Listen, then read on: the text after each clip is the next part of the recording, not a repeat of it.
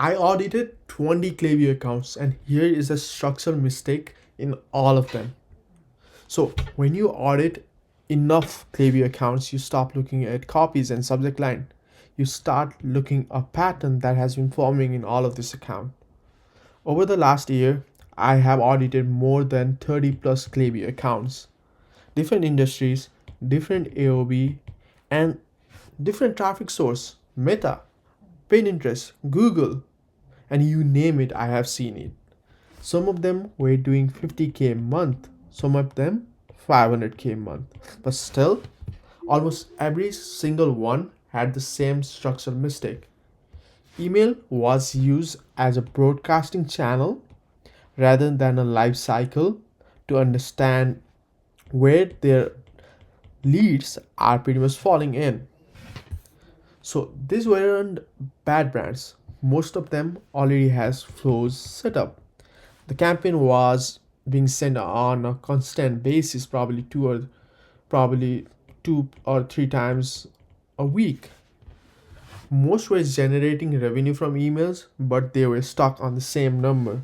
Let's say if they have 20% attribution, they were stuck on 20% attribution. And none of them could explain why. Because at the surface level, everything was smooth. You are already accounting to 20% from Klaviyo, and why should I improve? What's going wrong? But what I found was most brands should start asking themselves what they think about email. What emails should we send next? What behavior should happen next? The difference these two sounds will build everything. If you start changing your question from what emails should we send next to what behavior should happen next, then your whole process starts changing.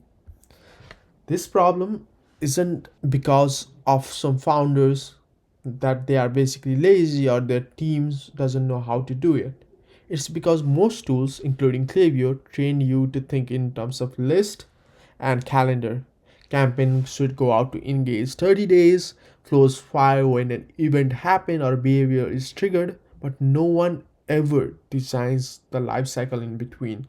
What actually goes on your lead mind? What does this email actually help the lead to transition from, let's say, non-buyer to buyer, a buyer to repeat buyer to loyal buyer? Nobody does that. So emails pretty much becomes a megaphone and not a system in place. When I audit accounts, I look for 4 invisible breakpoints. Subscriber to buyers. What's the window time frame from someone to close a subscriber to buyer? The first time window is short. You miss it and the momentum dies out. Most brands always focus on list growth, whereas guys don't focus on converting things. How to convert them? What's the time span of converting? The other thing is buyer to second time buyer. This is the most valuable moment in the entire life cycle. Every account had post purchase flow. Almost none of them had a second order strategy. They had a simple thank you for ordering, educational, but nothing about life cycle where they want to target, knowing on zero parity data to target them to rebuy. The third thing was active buyer to passive buyer.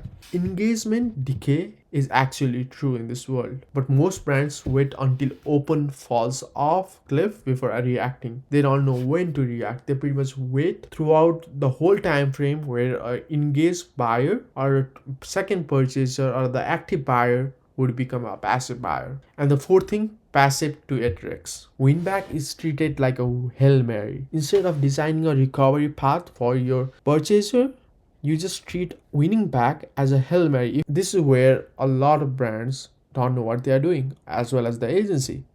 Lifecycle isn't a funnel, it's a series of pressure points that will lead the subscriber as well as the purchaser to make that purchase and get you that revenue that you already know should be yours.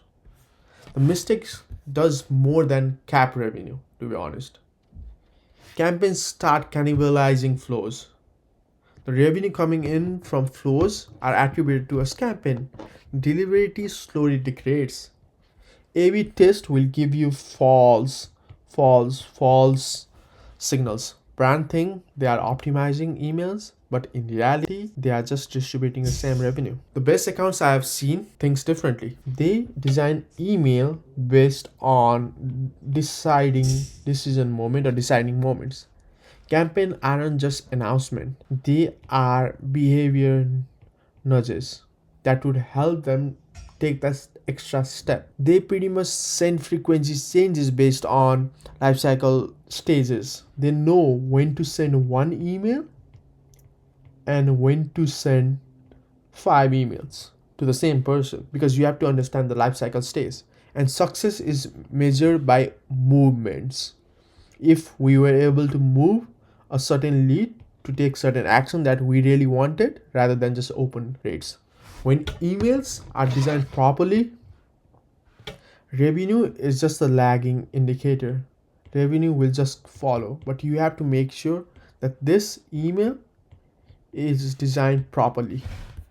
If your email revenue feels stuck, even though the traffic is up, if campaigns perform but LTV just doesn't move or pretty much in decline, if returning customer rate are capped, you don't know how to make sure that your customer are returning to you, it's almost never a copy problem. It's always a life cycle design problem you have. If you need a checklist audit that we do for every branch that we work to see if they have this intact or not, feel free to comment down below. I'll link the same audit checklist that we use. Hope this helps. If you are looking for more information on email as well as SMS marketing, feel free to text me or comment down below, and looking forward to the next one.